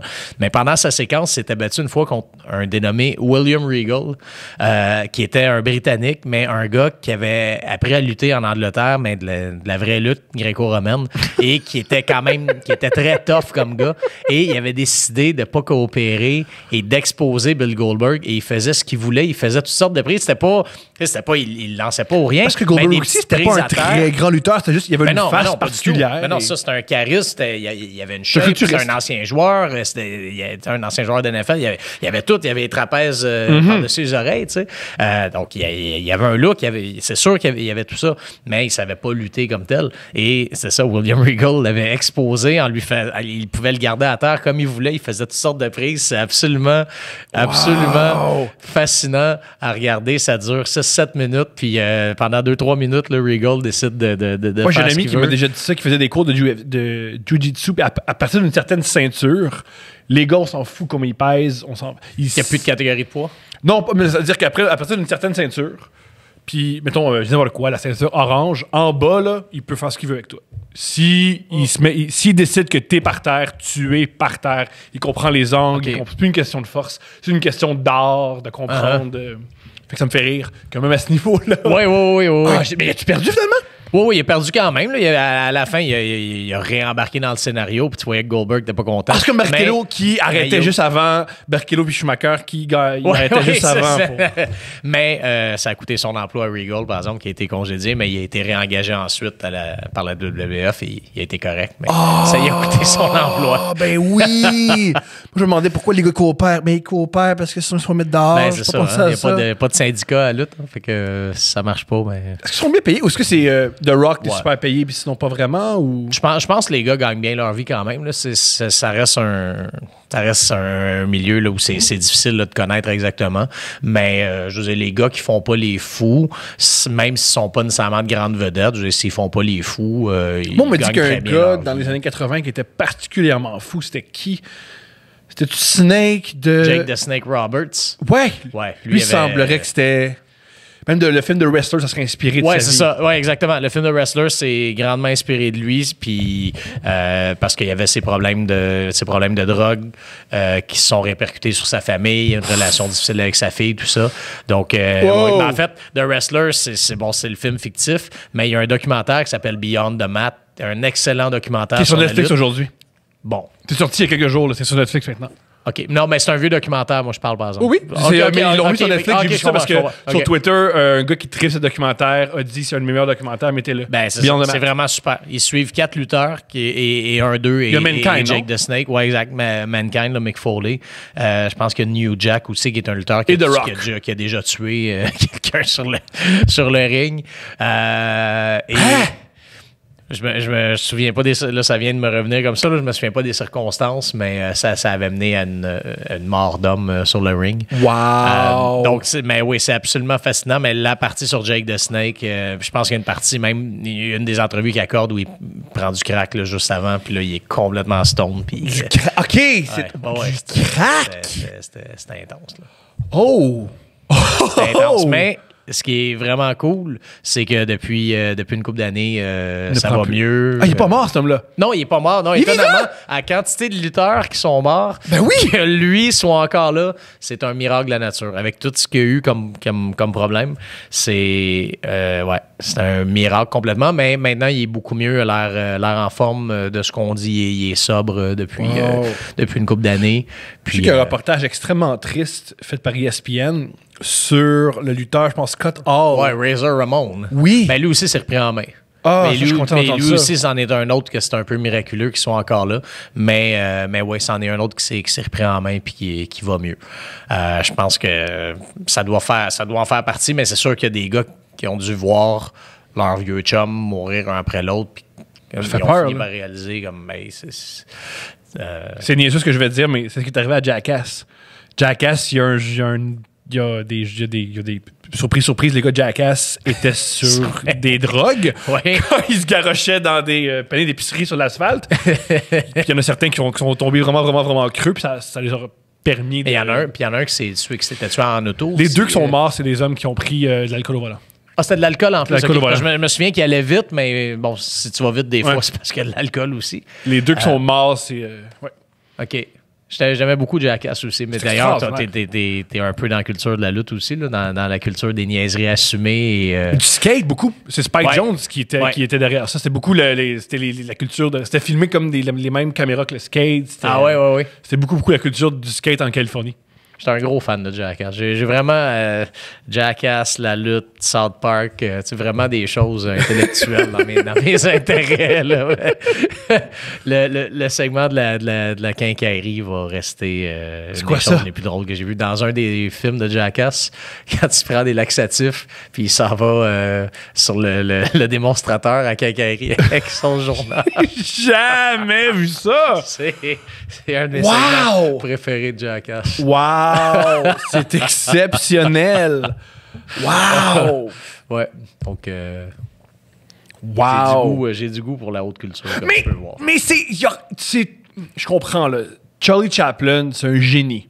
Le dictateur, il a réussi à rire d'Hitler pendant Hitler. Mais c'est moins drôle qu'un gars qui prend des laxatifs puis qui va sur... C'est malheureux, mais c'est comme ça. C'est malheureux. Il y a des... Ben, les c'est deux important. se valent, mais c'est très drôle, ça aussi. Puis c'est important, je trouve, de garder des choses simples comme ça dans son entourage pour juste se rappeler des plaisirs Ouais. très simples de la vie. Ouais! C'est très important. Tu sais, je vais au musée des fois, là, puis je lis le New York Times, là, puis bon... Ça prend mais tout. j'ai mes moments où je décroche aussi. Moi, je sais que j'adorais Steve-O, puisque je trouvais génial de Steve-O, c'était le seul qui faisait jamais mal aux autres, mais juste mal à lui-même. Puis je trouvais ça vraiment beau. Puis je trouve que c'est une belle leçon dans la vie. La seule chose que j'aimais pas avec Steve-O, c'était qu'il y avait plusieurs de ses segments qui étaient avec des animaux. Puis en grand amoureux des animaux que je suis, j'aime pas voir toute forme d'exploitation des animaux, disons, pour le divertissement. C'est intéressant que tu dises ça, parce que Steve-O a la même réflexion que toi. Il adore les animaux. Et c'est toujours, dans cette série-là, il s'arrangeait toujours pour que les animaux soient intacts. C'est lui qui souffrait jamais les animaux. Oui, ben c'est Et ça. au début de sa vie, ça va te surprendre, mais lui, il travaille dans un cirque. Ah ouais? Oui. Et il travaille dans un cirque où il a vu des animaux souffrir. Et il a tout fait pour que arrêter la souffrance des animaux. Il prenait vraiment mal. Et surprise aussi sur Steve-O, c'est grâce à... le père à Steve-O, c'est un grand avocat extrêmement riche. Et c'est grâce à son père si les contrats sont mieux. Il y a le père à Steve-O avant de négocier. il a dit ce que vous donnez à MTV, ça n'a pas de sens. Vous devez... vous devez... Je pense qu'il y a les cascades là, appartenant à MTV. Puis il dit, ben non, tant qu'à vous casser les clavicules, vous devez... Les cascades doivent vous appartenir. Fait qu'ils ont un meilleur deal grâce au père à Steve-O. Ah oui, wow! qui devait pas s'attendre en tant qu'avocat à voir son fils...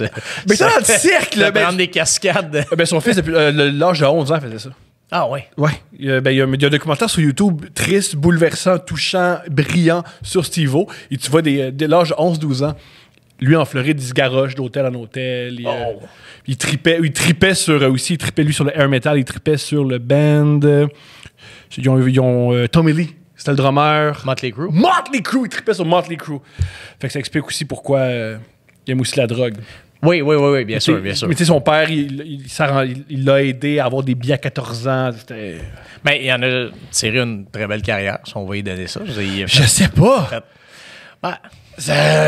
Pauvre Steve-O. Je connais pas sa vie personnelle. Là, il y a eu des graves problèmes de consommation au PCP. OK. Je t'encourage à pas faire ça. Oui, il était interné à plusieurs reprises. Oui, d'accord. J'étais pas Ah non. pleinement au courant. Steve-O, il ressemble beaucoup à Jake the Snake. Là. Ouais. Il a le même parcours. OK. Sauf qu'aujourd'hui, même parcours, ça s'est bien sorti. Aujourd'hui, il est même plus beau qu'il y a 10 ans. Ah oui? Il est rendu, depuis qu'il boit de l'eau, puis pas juste fumer du PCP, il est resplendissant. Curieusement, il a l'air plus en forme. Bizarre, hein? Bizarre. T'as-tu des rêves? Qu'est-ce qu'on te souhaite? Veux-tu continuer à couvrir le Canadien? T'as-tu d'autres ambitions? Oui, j'ai d'autres ambitions, mais je veux dire... que mon quotidien soit de couvrir le Canadien. Donc, à moyen terme, j'ai aucune raison de vouloir autre chose. Si tu parles de rêve, premièrement, je rêve de devenir, je rêve de devenir meilleur à ce que je fais. Ça, peu de gens pensent ça. Même moi, je pense pas ça. C'est bon, ça. J'oublie que, au lieu de me plaindre que ma carrière va mal, essaye de développer ton art. C'est ça. Tu sais, que j'aimerais ça de devenir meilleur. Tu sais, j'ai mes forces, mais je suis très conscient de mes faiblesses aussi. Donc, tu sais, je sais que raconter des histoires humaines, tout ça, je l'ai, trouvé des angles originaux, je l'ai. Je sais par contre que sortir des exclusivités, mettons, des scoops, des primeurs, c'est pas nécessairement ma force. Donc, ça, j'aimerais ça devenir meilleur là-dedans éventuellement. Est-ce que c'est un rêve? Je sais pas si c'est le mot rêve nécessairement, mais c'est certainement un objectif. Donc, oui, il y a ça. J'ai un truc, invente des affaires. Oui, c'est ça. Puis quand ils disent c'est pas vrai, tu fais qui tu vas croire? Moi, le journaliste, ou le gars, il. Puis là, une fois sur 5, je vais tomber dessus. Puis... C'est le truc, juste garage des affaires. Ben, le gars, c'est un Américain, Stephen A. Smith, lui, il écrit des affaires. Des fois, c'est vrai, des fois, c'est pas vrai. mais comme rêve à proprement parler, j'aimerais bien couvrir des Jeux olympiques d'été, éventuellement. Pas cet été, parce qu'il risque d'être annulé. Non, ça arrivera pas cet été. De toute façon, là, c'est des trucs faits en avance. Mais juste, de façon générale, oui, couvrir des jeux d'été. J'ai déjà fait des jeux d'hiver. J'aimerais refaire aussi des jeux d'hiver. Moi, j'ai un ami son frère, c'est lui qui s'est garoché dans la piscine olympique à Athènes. Wow, c'est bien cool, ça. C'est lui qui s'est garoché. C'était ce qu'on appelle un streaker. Oui. Son cousin avait une compagnie, puis il s'est dit, gars, on va te dessiner ça dans le dos, puis garoche-toi dans la piscine. Accompli son rêve. Ouais, puis il s'est fait battre par les services secrets. Donc, c'est ça. Les Jeux olympiques, ça serait une chose. Pour le reste, c'est ça. Je pense que je suis quand même parfaitement heureux dans ce que je fais. Sinon, c'est simplement de souhaiter que la presse demeure en santé pendant plusieurs années. Je pense que... Puis là, je parle de la presse de mon employeur précisément. C'est un bon journal. C'est un bon produit, c'est un bon journal. Je pense que oui, on a eu des meilleures années comme toute l'industrie médiatique, mais je veux dire, on a encore les moyens de faire des trucs à l'extérieur. Puis là, je parle pas juste de couvrir le Canadien à l'étranger, là, mais aussi tout plein de couvertures dans les autres sections. Aux actualités, on avait des gens en Italie dernièrement pour le coronavirus, des choses comme ça. Le nombre de scoops par Isabelle Haché, c'est assez impressionnant. Ben, c'est ça, exactement. Moi, si j'apprends qu'Isabelle Haché écrit à mes amis proches, je l'appelle, je vais te le dire tout de suite, je veux jamais qu'elle fouille sur ma vie, cette femme-là. Je l'adore comme journaliste, mais Mais tu sais, donc disons qu'on demeure ce qu'on est, puis je trouve qu'on est un bon média quand même. Ben, c'est sûr que c'est quelque chose d'autre que je souhaite, parce que ça me permet, moi, pendant ce temps-là, de faire, oui, t'es bien de faire ce que j'aime. Exact. Génial. J'ai deux dernières questions. Première question, c'est une question d'écriture. Ça me bouleverse. Comment t'écris un article si la partie commence à 19h? Quoi? Le match finit à 9h45? Tu dois... Descendre dans les vestiaires. Ouais, comment t'écris pour que à coach. 11h, je lis ton papier? Comment tu fais ça? 11h, notre heure de tomber, c'est 11h30. OK, comment ça fonctionne? Je veux dire, est-ce que tu commences à écrire un squelette? Comment écrire? Non, j'écris très rarement en avance. Des fois, si j'ai un flash, je vais m'écrire mes 2 premiers paragraphes.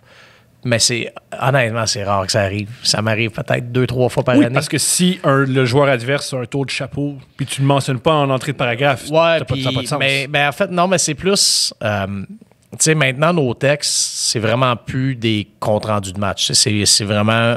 C'est soit une analyse, ou soit... tu sais, souvent, ça parle très peu du match comme tel, parce que ça donne rien de décrire en long et en large ce qui s'est passé pendant le match. Premièrement, dans la presse même, le premier écran que tu as dans la couverture de match, c'est un résumé vidéo de 2-3 minutes des faits saillants. Donc, c'est là. Ensuite de ça, la plupart des gens qui ouvrent leur presse, ils ont soit vu le match la veille, soit vu les faits saillants en nouvelles le soir la veille, soit qu'ils ont vu les faits saillants en se levant le matin. Je veux dire, c'est très rare qu'ils vont lire pour savoir ce qui s'est passé. Ils vont plus chercher la prochaine été, où on va à partir de ça, une analyse, ou des fois, ça peut être aussi une histoire Simplement une histoire humaine par rapport au match. Il y avait un match à New York la semaine dernière, puis Philippe Danault, avant le match, avait fait du roche-papier-ciseaux avec un fan. Non, avec un fan. Non, ça, c'est autre chose. Il y a un fan qui avait une pancarte, puis la pancarte disait roche-papier-ciseaux pour un bâton. Fait que là, il a été devant la baie vitrée, roche-papier-ciseaux, s'est arrangé pour perdre, il a donné un bâton, tout ça. Puis Danault avait joué un super bon match en plus. Fait que j'avais fait mon histoire autour de lui, mais là, dans ce cas-là, c'est une histoire vraiment humaine autour du gars. Amusante. Puis c'est ça. J'avais fait la même chose avec Jeff Petrie, puis son gars, pas longtemps avant, Petrie avait pas été échangé à date limite des transactions, il était super content. Il y avait de quoi avec son gars. Fait que, le format varie, mais dans tous les cas, la raison pour laquelle j'écris rien en avance, c'est que je me laisse la liberté d'aller dans le vestiaire et de trouver une histoire dans le vestiaire. Parce que si tu écris tout en avance, là, puis que t'arrives dans le vestiaire en bas, tu as déjà 8-9 paragraphes d'écrit, puis là, une super bonne histoire dans le vestiaire, est-ce que tu vas tout défaire ce que tu as fait? Est-ce que tu vas défaire puis recommencer puis tout? Moi, je veux me laisser cette liberté-là, puis en même temps, quand j'arrive dans le vestiaire, ben, ça me permet d'avoir les horizons ouverts sur c'est quoi la bonne histoire, au lieu d'essayer de me concentrer sur l'histoire spécifique que j'ai en tête, puis essayer d'orienter les questions pour que ça rentre dans l'angle que j'ai en tête. Donc, c'est sûr qu'en faisant ça, ça me donne un défi, par contre, qui est de, justement, je remonte en haut. On remonte à nos places en haut. Il est peut-être 10h15, 10h20. Fait que là, il me reste 1 heure à peu près pour le temps de retranscrire, le temps de réécouter et de retranscrire. Là, ça veut dire que quand je commence à écrire, il me reste 50 minutes, 1 heure pour écrire. Fait que là, il faut que ça sorte. Wow! OK, toi, là, puis ça sort pas toujours bien. Là. Je te cacherai pas qu'il y a des fois que je finis mon texte puis je l'envoie puis je fais... Des fois, après ça, je vais me relire à tête reposée le lendemain. Je vais faire, OK, c'était pas si pire. Puis il y a des fois que ça sort bien, puis c'est correct. Évaluer un texte en bas de 48 heures, je pense pas que c'est nécessaire. Il faut vraiment prendre, à mon avis, 24-48 heures pour évaluer. Oui, absolument, parce que, en même temps, je te dis, des fois, je me relis le lendemain, mais il y a d'autres fois aussi, je sais pas, on va dire, il y a un match à Washington au mois de novembre, puis là, au mois de février... là, je te donne cet exemple-là parce que je l'ai exactement fait, là, mais je couvrais le match à Washington en novembre. En février, je couvrais encore à Washington.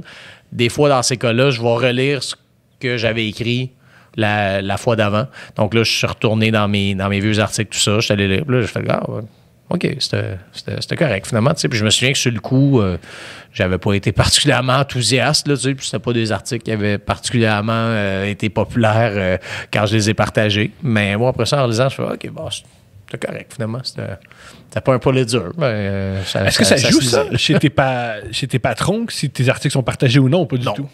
Non, pas du tout. Non, ça, on a quand même cette chance-là. Là, je veux dire, de toute façon, je veux dire, les réseaux sociaux, premièrement, moi, comme je le disais, je mets rien sur Facebook. Puis ensuite de ça, Twitter. Tu sais, Twitter, nous, on voit ça gros parce que c'est notre travail, mais dans le grand public, c'est pas le média qui a le plus d'influence. Des fois, il y en a qui disent sur Twitter, on se parle entre nous, on se parle entre journalistes. C'est sûr que c'est beaucoup ça.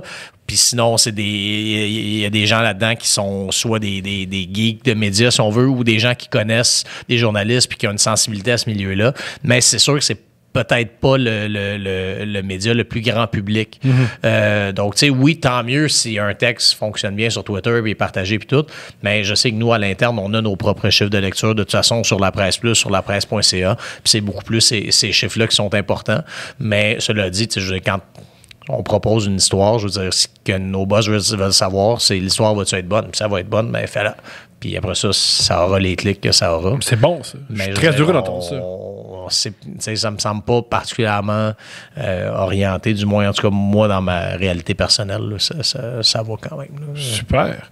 Qu'est-ce que tu dirais à quelqu'un, mettons, une jeune fille, un jeune garçon de 13-14 ans, qui veut ton poste, qui voudrait, lui aussi, écrire sur le Canadien, être sur la route? C'est quoi le chemin? C'est quoi les conseils que tu donnerais? Le conseil, ça serait d'être patient, d'être polyvalent. Parce que tu veux couvrir le Canadien, là, oui, là, mais tout le monde veut faire ça. Moi, ça m'a pris 5 ans avant de le faire à Radio-Can, puis un autre 3 ans avant de rentrer à la presse. Entre-temps, j'ai fait plein d'affaires. Puis quand je dis polyvalent, polyvalent parce que à Radio-Can, des fois, pour compléter mes semaines, j'allais travailler aux Nouvelles Générales. Des fois, j'étais juste dans un département où j'écrivais rien. Je faisais juste découper et isoler des extraits audio et télé qui passaient à Première Chaîne puis à RDI puis tout ça pour les mettre sur le site. J'étais recherchiste aussi, je crois, à la radio? Non, pas recherchiste. Non, j'avais un peu ça pour une émission de télé qui était Tellement Sport, une émission de sport amateur. Je produisais un reportage par semaine pour eux. Moi, je suis un gars d'écrit, puis j'aimais le football, puis le hockey, puis le baseball. Mais pendant toutes ces années-là, j'ai fait tout plein d'autres choses aussi. Tu as écrit sur l'haltérophilie. Comblé, couvert. Quand j'ai été aux Jeux Olympiques, j'ai été une fois, là, c'était à Sochi en 2014. J'ai pas juste fait du hockey, j'ai touché à plein d'autres choses aussi. Puis c'est ça, la polyvalence, c'est important.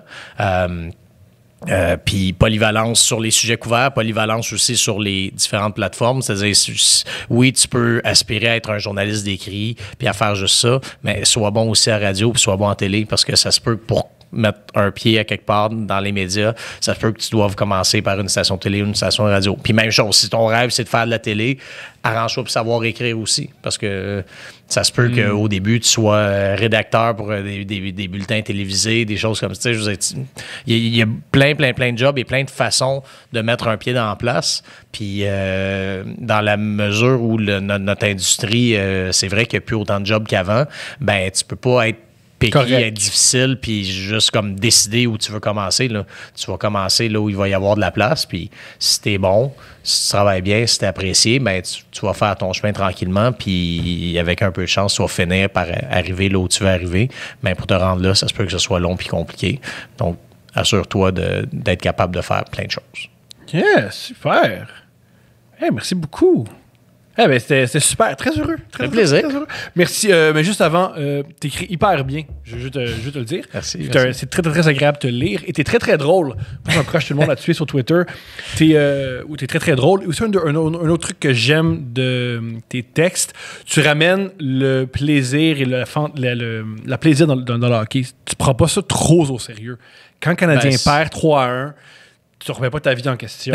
C'est toujours ludique. Ça reste, tu rappelles que c'est des gars qui jouent au hockey. Là. C'est ce que j'essaie de tout le temps garder en tête. Je pense que c'est important de le rappeler aux gens parce que des fois, des gens prennent ça trop au sérieux. Puis des fois, quand t'es là-dedans, ben, même toi-même, ça peut t'amener à le prendre trop au sérieux. Donc, je pense que de temps en temps, là, faire baisser la température. Ouais. Faire baisser la température un peu, puis regarde, on peut rire quand même. Là, c'est pas grave, personne va mourir. Non. C'est correct, là. Puis on peut baser notre identité sur autre chose qu'une équipe de gars qui... On ne sait pas s'ils vont gagner ou perdre. Merci beaucoup. T'as été super. Merci, Thomas. Un plaisir. Bien apprécié. Yeah!